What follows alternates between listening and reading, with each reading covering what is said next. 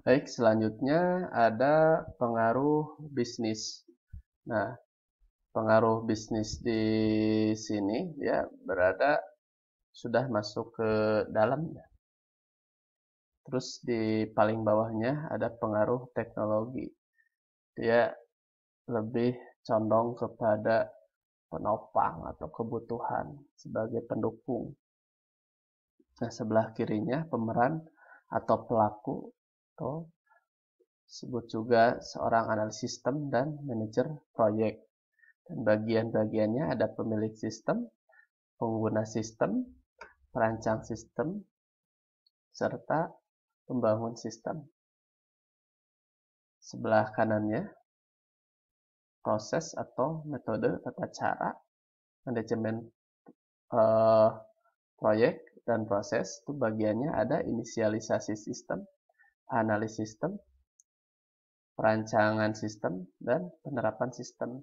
Dan apa saja sih pengaruh bisnisnya? Yang pertama, globalisasi ekonomi. Jelas, ekonomi itu sangat pengaruh sekali. Salah satu contohnya, kita tahun 2020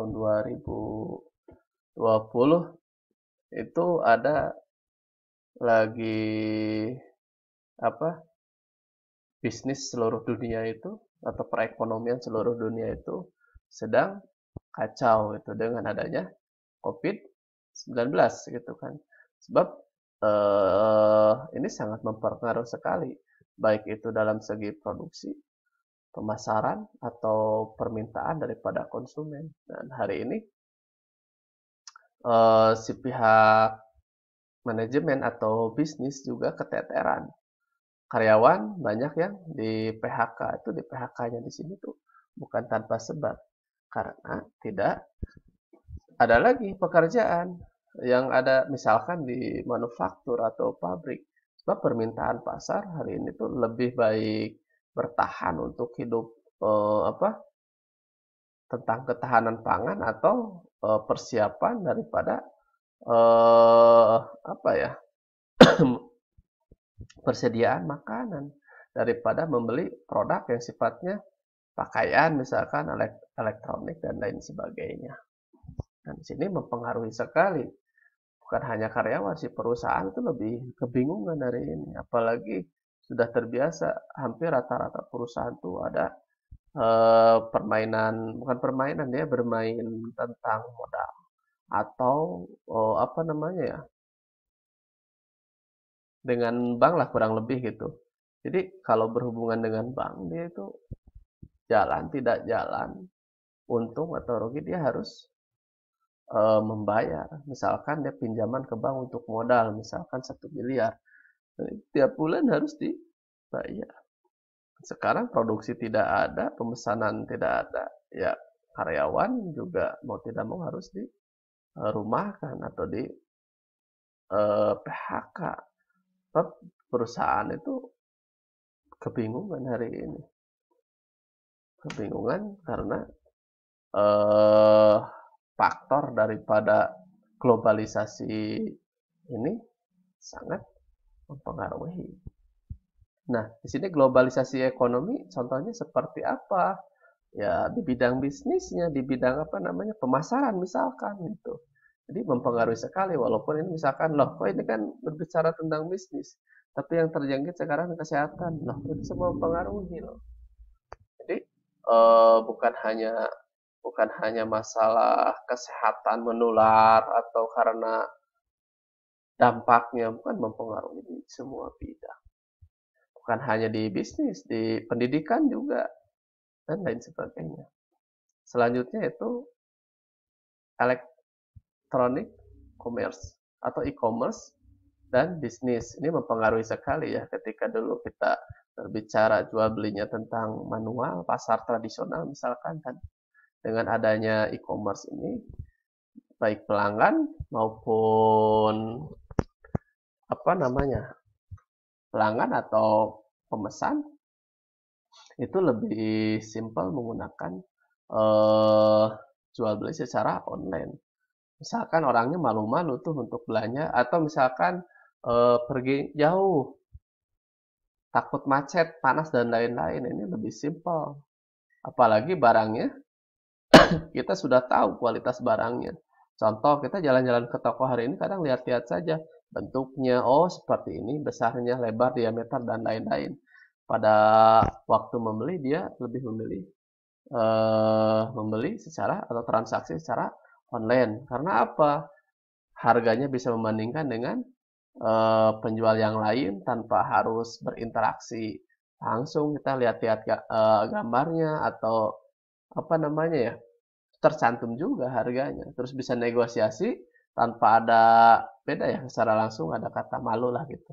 Kalau di online enak kan gitu. Kita bisa enak saja gitu. Tawar-menawar itu dengan via apa ya? Bukan lagi dengan orang atau dengan human, tapi sudah dengan robot secara tawar-menawarnya.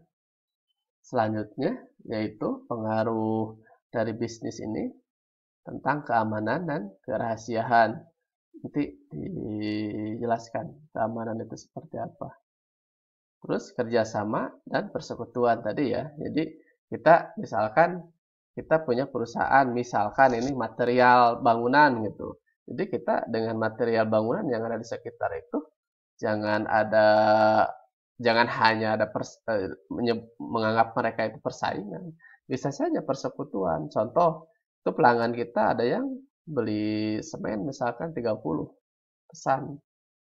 Uangnya misalkan sudah duluan. Terus pada faktanya waktu pengiriman kita ada 25 misalkan, atau misalkan pemesanan 30 kita ada stok 29, nah, kurang satu lagi. Tapi konsumen itu harus diberikan kepuasan. Nah, kalau kita ada persekutuan kerjasama dengan apa namanya, dengan perusahaan-perusahaan yang ada di sekitar, kita lebih enak. Kita bisa pinjam atau mengambil dulu atau berbagilah keuntungan yang sifatnya tidak apa ya, kita membeli tapi tidak secara normal gitu, tidak secara harga ke eh, pembeli umumnya gitu. Nah, selanjutnya manajemen aset pengetahuan. Nah, ini sumber daya manusia juga harus terus-terus diolah, harus terus-menerus. Selain diolah daripada yang ada, juga harus ada generasi berikutnya. Ketika ini sudah pensiun, ini sakit dan lain sebagainya, terus ada pengganti orang yang minimal punya kemampuan lah untuk menopang atau sebagai cadangan daripada pekerja yang apa ya, pekerja seperti biasanya. Selanjutnya yaitu perbaikan secara berkelanjutan. Nah, perbaikan secara berkelanjutan itu secara program manajemen bisnis kita itu kan terus bersaing. Peradaban kehidupan ini juga tidak berhenti atau akan seperti ini, tidak. Seperti kita berbicara gadget yang dulunya asalnya pager, sekarang menjadi bukan handphone lagi, sekarang sudah smartphone, udah ponsel pintar kan itu. Transaksi dan lain semacamnya bukan hanya untuk komunikasi SMS dan telepon saja. Itu kita bisa hampir apa ya, interaksi atau bertransaksi menggunakan daripada smartphone itu luar biasa sekali. Menjawab banyak daripada permasalahan. Nah, selanjutnya ada manajemen mutu. Manajemen mutu itu lebih condong kepada kualitas. Jelas, kalau untuk bersaing dengan perusahaan lain, walaupun kita punya harga, misalkan produknya sama, tapi kualitas kita lebih bagus. Kalau misalkan seperti ini, jangan jauh-jauh lah ketika kayak ada konveksi misalkan. Konveksi bajunya sama, bahannya sama, cuman perbedaannya dia dari benang misalkan. Dia lebih kokoh. Benang itu harganya berapa? Bola itu. Tidak seberapa kalau untuk dalam satu baju. Tapi itu menentukan daripada kekuatan pinggirnya, kekuatan apa namanya, cepat sobek atau tidak. Nah, ini juga menentukan gitu. Harga bola atau benangnya itu tidak seberapa, tapi mempengaruhi masalah kualitas atau mutu. Ini juga harus diperhatikan. Selanjutnya itu perancangan kembali proses bisnisnya. Proses bisnis itu harus perancangan kembali itu apa ya? Evaluasi. Jadi bisnis yang ada itu juga jangan cuma hanya di situ, terus saja dievaluasi. Sebab harus lebih baik, lebih baik, lebih baik dan lebih baik lagi. Selanjutnya yaitu pengaruh teknologi.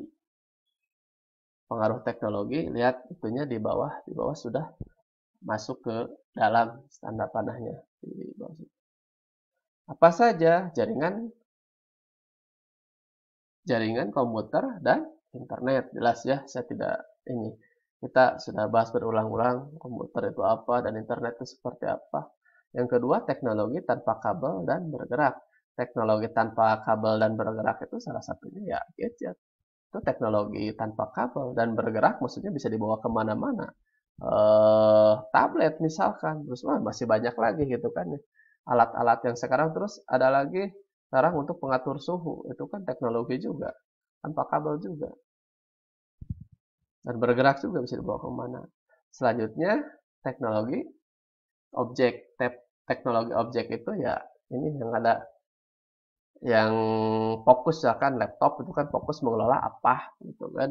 Misalkan aplikasi perkantoran ya di dalamnya ada Microsoft Word misalkan, Excel dan lain-lain, itu objek. Apa saja yang dikerjakan di situ ya untuk mengolah data misalkan. Nah, seperti itu teknologi objek.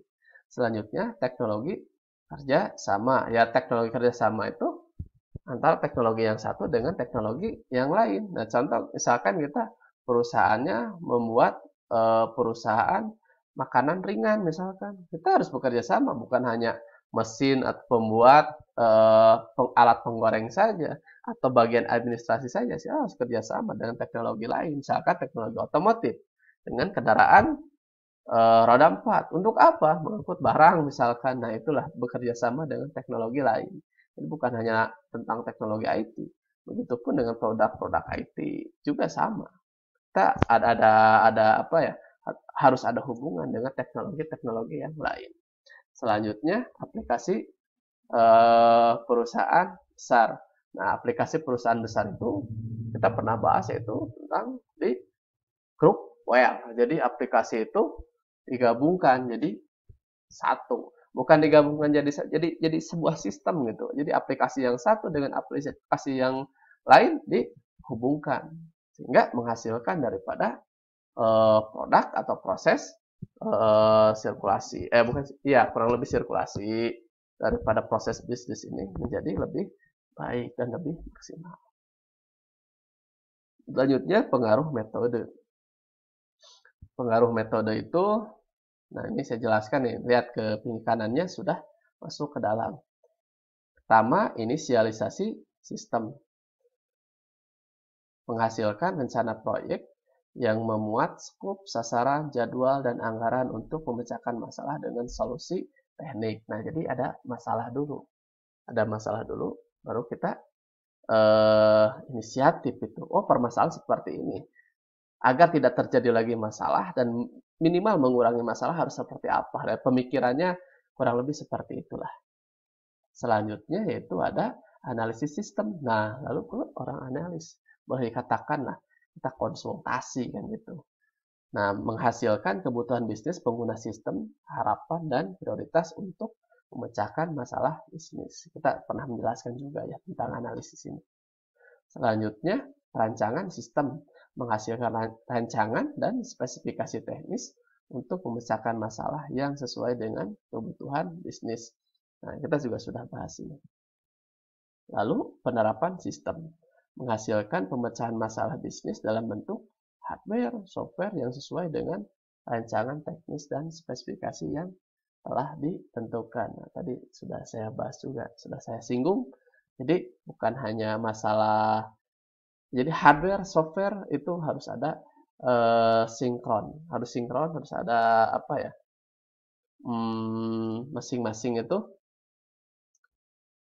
apa ya? Harus berhubungan gitu. Spek hardware-nya bagus misalkan, software-nya asal-asalan, ya sayang sekali gitu. Untuk membeli hardware itu kan mahal. Begitupun sebaliknya, kita mempunyai software bagus, tapi hardware-nya speknya tidak mencukupi, ya itu sayang sekali, tidak bisa digunakan.